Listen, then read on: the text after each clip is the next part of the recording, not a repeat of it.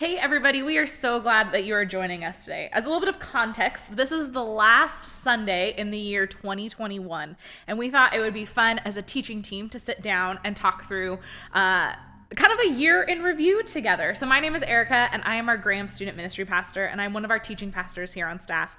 And I think one of my highlights for 2021 was turning 28. I had one of the best birthdays, and so I just loved it. But I'm gonna turn it over to these guys here on the other couch, and we're gonna hear a little from them. After you. All right. I'm Jeff. I'm also part of the teaching team, and I lead out at our Graham campus. And yeah, highlight of the year is making it to the end of 2021. I celebrated 20 years of marriage this year, so we had an amazing anniversary trip, and so that was the highlight of my year. Congratulations. Nice. That's so fun. Nice. I'm Mike. I'm part of the teaching team as well. Starting in 2022, I'm going to be overseeing Parkland Student Ministries. Welcome. And my highlight for 2021, apparently I'm the most spiritual out of all three of us, but I was just really excited a couple months ago at the response, not only at Parkland, but at Graham as well, when we had Lonnie Arnold come out and talk about reconciliation in the True Virtue series, and just to see the response of the body of Christ at RVCC turn out, it was just very cool. It was great. He is the most spiritual out of all. Well, Lonnie is, not me. That's true. Lonnie is. Lonnie, if you're watching, thank you. So one of the things that's really fun and weird about being on a teaching team is as much as we want sermons and series and things like that to impact other people's lives, they also impact us, but we hardly ever get to really talk about that piece. So what for you guys was the sermon series, or maybe the sermon that you feel has impacted your life the most? I think for me, it's just going back to the Bless series, and I don't know, just the simplicity of that series, and like the book that the Ferguson boys wrote was just Ferguson. Is that like a knockoff Hardy Boys? It's like the budget Hardy Boys. Dave and John, good on you. But I don't know, just I love that simplicity of, begin with prayer, listen, eat, serve, share your story. Like, that's really easy to remember, actually, and it's something that anybody can do, and it doesn't matter how far along you are in your journey with Christ. I mean, like, I've been walking with Jesus since 1992. I'm not going to do the math on that, but like, even this to me, like, after all this time walking with God, like, that was revolutionary. Just this idea of our job essentially is to be a blessing to other people, and this idea of being a blessing rather than trying to be somebody who's just trying to convert people. And, early on in my own Christian walk, like, I thought that was my job, was to convert my friends, was to convert people. And so it was all about strategy, about how do I say the right things to get this person to believe Jesus. And blessing people is really what we've been designed for. I was looking at, kind of one of the verses that we look to in Genesis chapter 12 at the very beginning when God is talking to Abram, says, I'm going to make you into a great nation, and I will bless you, and I will make your name great, and you will be a blessing. And just this idea of that's what we've been called to do. That's what I ultimately want to do in life. I want to focus on being a blessing to other people with the hope that they would then understand the blessing of being a child of God. And that's the greatest blessing of all. And so if I can help share some of those blessings with others with the hope that they too would then begin to receive those from God, I love it. It's something that I want to continue to just think about that series again and again and again to remind myself, be a blesser, not a converter. So good. So good. Jeff, what was it for you? I was going to ask you, so make sure you share after I share. Okay, I'll share. For me, okay. It was the True Virtue series. You're a Christian for a long time, and so there are ebbs and flows to that relationship kind of with God, and so just being reminded of like the power of being shaped by these practices, like these spiritual disciplines, and the ability to truly like be transformed. It sounds cheesy, right? But from the inside out. Yeah. But like that's not cheesy, right? But it's just like how foundational that is, and how easy it is to lose sight of that. And so, I think that's why we often as Christians, or at least I can, give into that temptation to just act like the world around us when I don't pay attention to that inner life forming that and allow Jesus to kind of change to change that. And so when I don't attend to that, then not only like I lose, but the world loses because Jesus is diminished in some way, shape, or form. And so that was interesting, just kind of like we had a different series planned, remember? And we kind of pivoted to the series really quickly. Like, well, let's do something around like character and virtues. Like, feels like, we need this season. And so it was just kind of those God moments, I think, of like, we had a plan, had to shift gears, and it was just the exact right thing to focus on towards the end of the year. Yeah. Spoiler alert, you're going to hear a lot of just like repeated themes through all of this, which I think is hopeful or ideal. I think the series for me that has had the most impact on my life was when we did the worst superhero ever, or our Samson series. And there's already a podcast that exists where we talked about violence in the Old Testament because I got so frustrated doing the Samson series. But I think there were a couple pieces. One, it felt like the first time where I truly had to publicly say, like, this is a thing I'm still working out in my faith, sort of thing. Like, I don't want to preach this sermon, but I'm here to preach this sermon today. And that was weird and like vulnerable, and I don't love vulnerability. And so that was pretty transformative. But I think even it was very transformative that the thing I did first was I worked it out in my community. Like, I worked it out in teaching team, and we had those conversations. And so I learned even that skill that I always encourage people to have, but I don't always implement, which is when you brush up against something in the Bible that makes you uncomfortable, talk about it with your people. But I don't think I'd ever really talked about it with my people. And so, and having the teaching team be like, yeah, that is kind of weird. And like you guys being like, let's talk about that more and ask some really thoughtful questions was a real gift for me. So as much as I did not enjoy that series, it's continued to have an impact on me. On the flip side of this series that has had the greatest impact on your life, what series are you seeing continuing to impact other people's lives here at the end of 2021? Well, so Jeff mentioned this as the series that was impacting him, but True Virtue is the one that I've had a lot of conversations with people, and it's hard because we just did that series in November, so there hasn't been like 6 months later and it's still affecting me. Like, I'm hoping that in 6 months it'll still be affecting people, but it's just been interesting, just the number of conversations that I've had with people and how they're just rethinking these concepts of honor and integrity and reconciliation and gratitude. And it's something that, as I was thinking about it, I guess as followers of Christ, it's super easy for people to focus on the checklist. And that's what you hear a lot in the Christian church. Like, I've been following Jesus forever, but we turned it into, read my Bible today, check. I prayed today, check. I wrote a check to the church, check. Like, there's all these things, but then I was thinking about, like, so Paul wrote the following to Timothy in his letter in 1 Timothy 4:16. Paul says, watch your life and your doctrine closely. And I love that because I think that's the True Virtue series is speaking to us in this idea of it's not just about, well, be careful what you do and make sure you're doing all the right things, but ultimately there's got to be this idea of I need to watch my doctrine. I need to watch what do I really believe, because it's what I believe that is ultimately going to transform what I do, or it's going to give my actions the true value of it. Like, if I'm really living a life honoring people, that's going to play out in my actions very differently than if it's just like, well, I should honor somebody today, so I'll just say thanks to a cop. If I'm really letting honor permeate my heart, then it's going to come out in a number of different ways. It's the same thing, like, as we did the 40-day challenge for gratitude. If I'm really living that out, that's changing who I am from the inside out. And so just listening to a lot of people say, like, it's just forced me to rethink those virtues in my own life. And that's been, I don't know, just been very cool to hear. Yeah, I want to piggyback on that.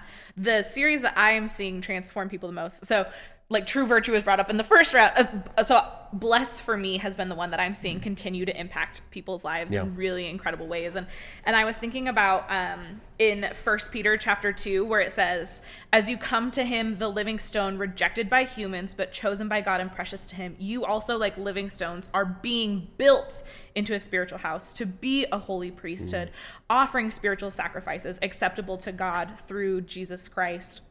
And part of our heart was, we wanted people, as they came out of the pandemic, to look at their neighbors differently, right? Like we first went through a season where it was like, if I make eye contact with a stranger, I'll kill them with COVID.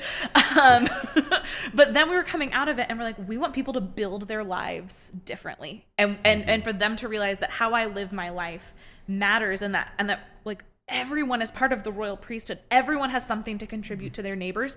And I'm seeing that happen. I'm seeing people invite their neighbors, invite their friends in ways that had never happened. I was speaking with one woman and she's like, I know I'm supposed to know my neighbors, but I don't know them. I'm pretty irritated with my neighbors. But then one morning, like a woman stopped me and said, where do you go every Sunday? And said, oh, I go to church.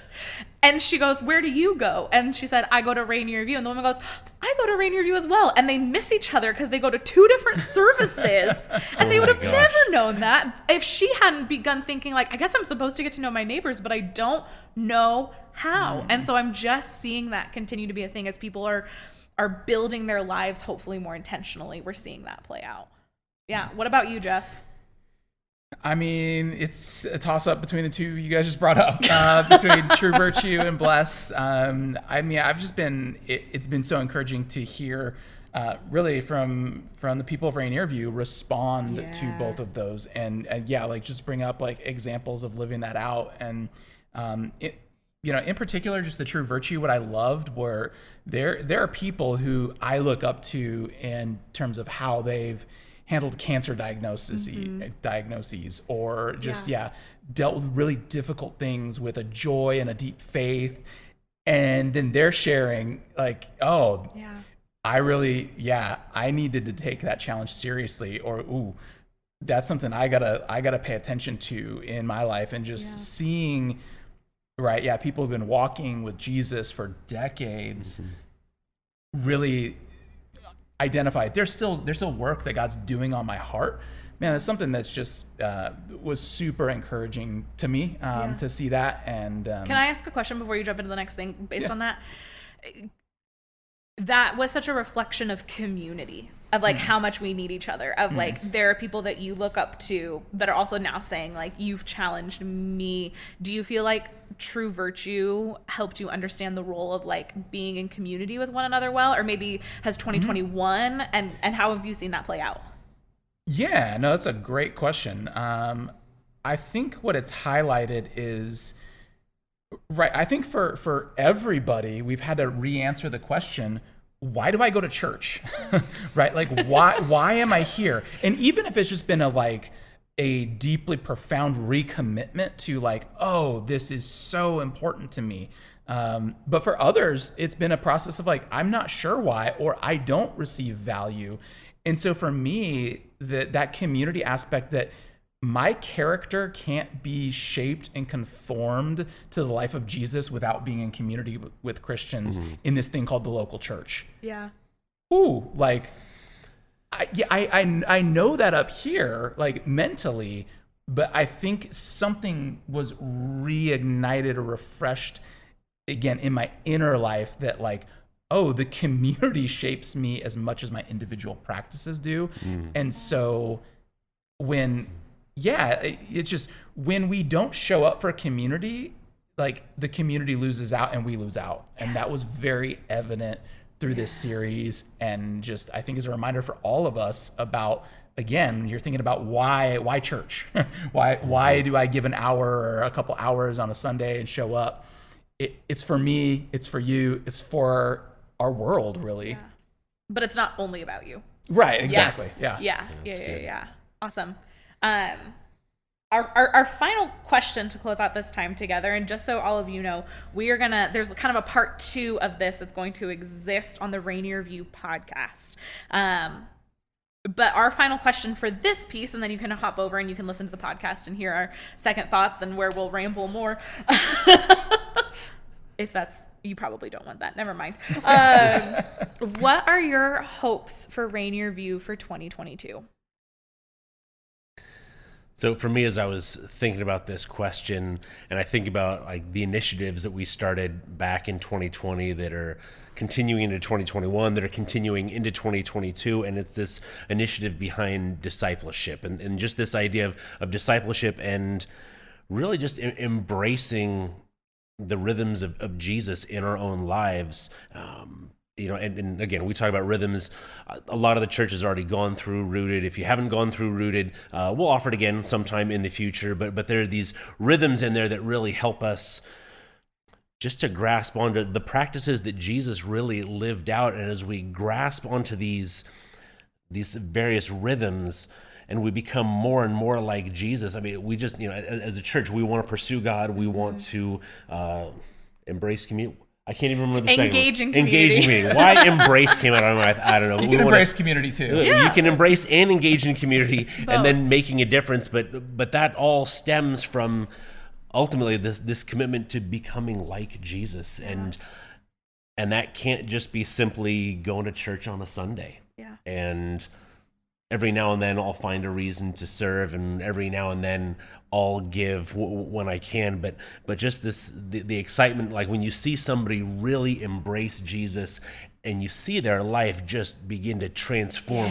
rapidly because of that they are embracing these rhythms in their life. And so I'm excited to see that as we continue to devote ourselves to this process of discipleship and how that really ties into all these other initiatives that we have. So discipleship is going to be at the core of that. So I'm excited to see how that expands in 2022. Yeah.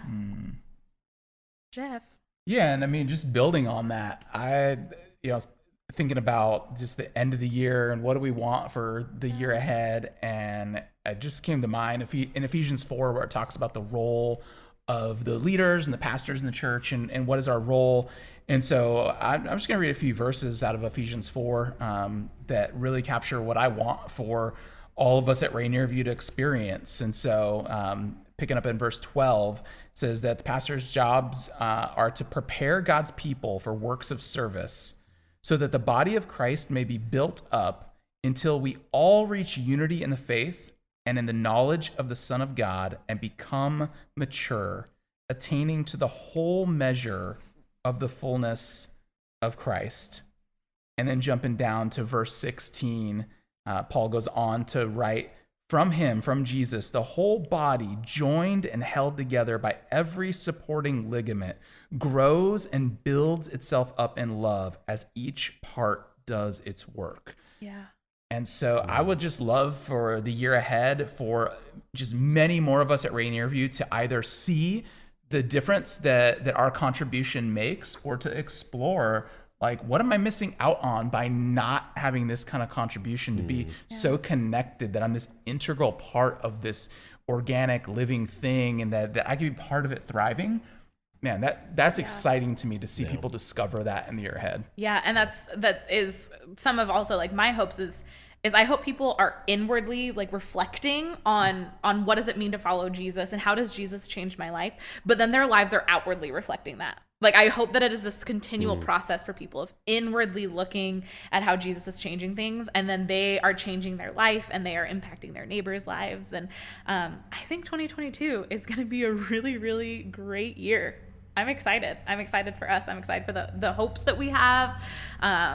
It's still going to be difficult, but the two things can be true at the same time. Things can be difficult and great. And so thank you all for joining us today. Thank you for making 2021 a great year and a wonderful year, and also a difficult year as well. And we are excited for what is next.